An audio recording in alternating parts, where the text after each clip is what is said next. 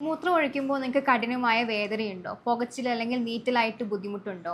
മൂത്രം നിങ്ങൾക്ക് ഇടയ്ക്കിടയ്ക്ക് പോവാനുള്ള ടെൻഡൻസി ടോയ്ലറ്റ് പോവാനുള്ള ടെൻഡൻസി കൂടുതലായിട്ടുണ്ടോ? മൂത്രം ഒഴിക്കാൻ പോയി കഴിയുമ്പോൾ നിങ്ങൾക്ക് മൂത്രം കംപ്ലീറ്റ് ആയിട്ട് പൂർണ്ണമായിട്ട് പോവാതിരിക്കുന്ന ഒരു ബുദ്ധിമുട്ടായിട്ട് തോന്നുന്നുണ്ടോ?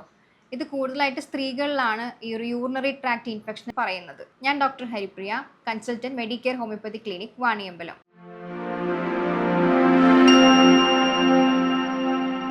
പല സ്ത്രീകളിലും ഇത് കണ്ടുവരുന്നുണ്ട്. പക്ഷെ കുറേ പേര് അവർക്കൊരു മോശമായിട്ട് പറയാൻ മടിക്കുന്ന ഒരു കാര്യം കൂടിയാണ് ഈ മൂത്രക്കടച്ചിൽ അല്ലെങ്കിൽ യൂറിനറി ട്രാക്ട് ഇൻഫെക്ഷൻ. നമുക്ക് ഒപിയിൽ സാധാരണയായിട്ട് സ്ത്രീകൾ പറയാറുണ്ട് കഠിനമായ വേദന, മൂത്രം ഒഴിക്കുമ്പോൾ കഠിനമായ വേദന, അതുപോലെ അവർക്ക് ഇടയ്ക്കിടയ്ക്ക് മൂത്രം ഒഴിക്കാൻ പോകാൻ തോന്നുന്നത്, അതുപോലെ മൂത്രം പൂർണ്ണമായിട്ട് പോവാതിരിക്കുന്നതൊക്കെ പറയാറുണ്ട്. പല സ്ത്രീകളും ഇതൊരു ഹീറ്റ് പ്രോബ്ലം ആണെന്ന് കരുതിയിട്ട് അവരത് തള്ളിക്കളയാറാണ് പതിവ്.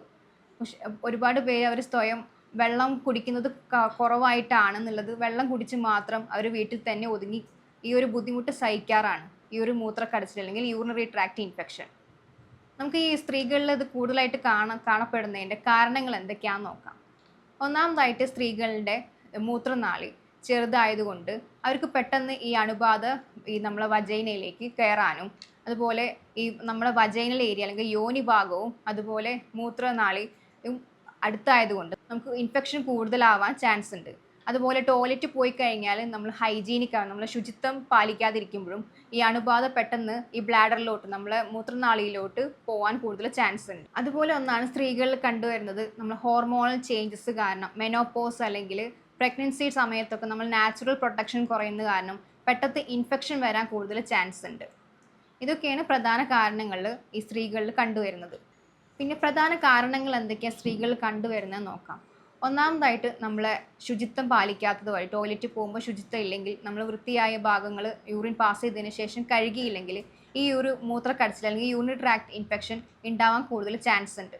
രണ്ടാമതായിട്ട് അവർ ടൈറ്റ് ആയിട്ടുള്ള അണ്ടർ ഗാർമെൻറ്റ്സ് ഇടുന്നത് വഴി അവർ ഈർപ്പം കൂടുതലും സ്വെറ്റിംഗ് കൂടുതൽ വഴി ഈ ബാക്ടീരിയ വളർച്ച കൂടുതലാവാൻ ചാൻസ് ഉണ്ട്.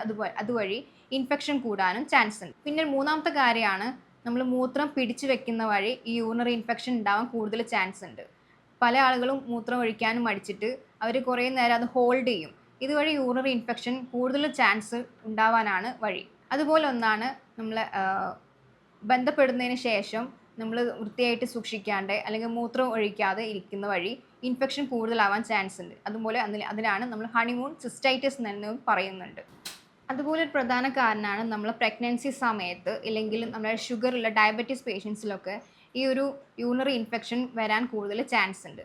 ഇനി ഇതെന്തൊക്കെ നമുക്ക് പരിഹാരം, ഈ പ്രിവെൻഷൻ എന്തൊക്കെ ചെയ്യാമെന്നുള്ളത് നോക്കാം. ഒന്നാമതായിട്ട് നമ്മൾ ദിവസവും 2-3 ലിറ്റർ വെള്ളം കുടിക്കേണ്ടതാണ്. നമ്മൾ വാട്ടർ ഇൻടേക്ക് കുറയുന്ന വഴി ഈ യൂറിനറി ഇൻഫെക്ഷൻ കൂടുതൽ ഉണ്ടാവാൻ ചാൻസ് ഉണ്ട്. അതുപോലെ ഒന്നാണ് നമ്മൾ ടൈറ്റ് ആയിട്ടുള്ള ജീൻസ് അല്ലെങ്കിൽ ടൈറ്റ് ആയിട്ടുള്ള അണ്ടർ ഗാർമെൻറ്റ്സ്, നമ്മൾ അണ്ടർ വെയേഴ്സ്, ഇന്നർ വെയേഴ്സ് ഒക്കെ യൂസ് ചെയ്യുന്ന വഴി അവിടെ ഈർപ്പം തങ്ങി നിൽക്കുകയും ഈ ബാക്ടീരിയ വളർച്ച കൂടുന്ന വഴി മൂത്രക്കടച്ചിൽ ഉണ്ടാവാൻ കൂടുതൽ ചാൻസ് ഉണ്ട്. എന്തൊക്കെ ലക്ഷണങ്ങളാണ് ഉണ്ടാവുന്നത് നോക്കാം. ഒന്നാമതായിട്ട് നമുക്ക് കഠിനമായ വേദന ഉണ്ടാവും.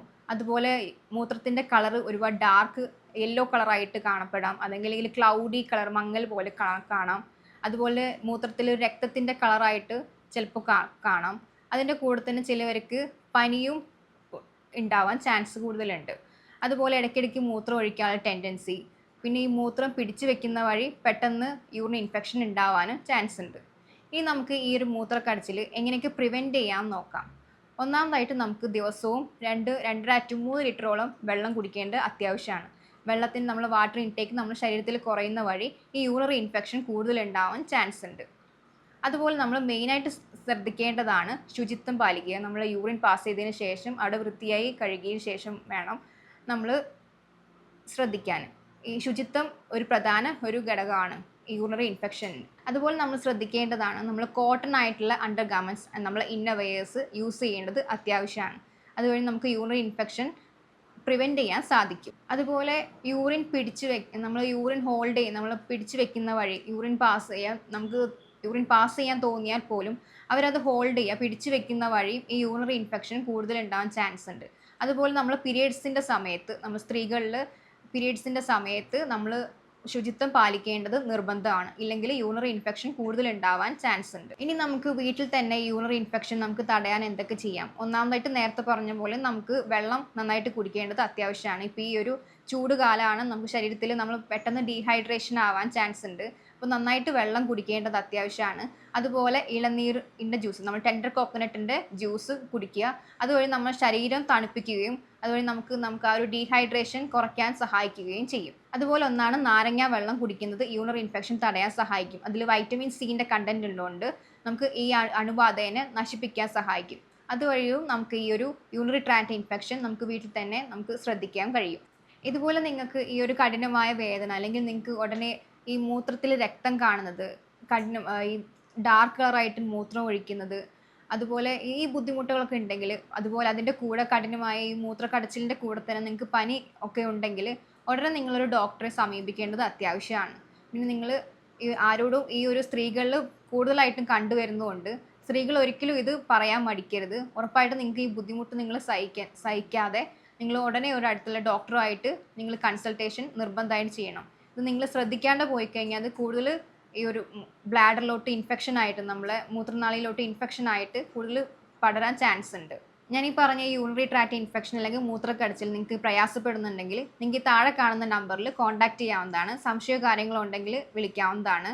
നിങ്ങൾക്ക് കൂടുതലായിട്ട് ഹെൽത്ത് വീഡിയോസ് ആവശ്യമുണ്ടെങ്കിൽ ഇതിലോട്ട് ഫോളോ ചെയ്യാം. നിങ്ങൾക്ക് നിങ്ങളുടെ ഫ്രണ്ട്സിനും ഇതുമായിട്ട് ഷെയർ ചെയ്യാവുന്നതാണ്.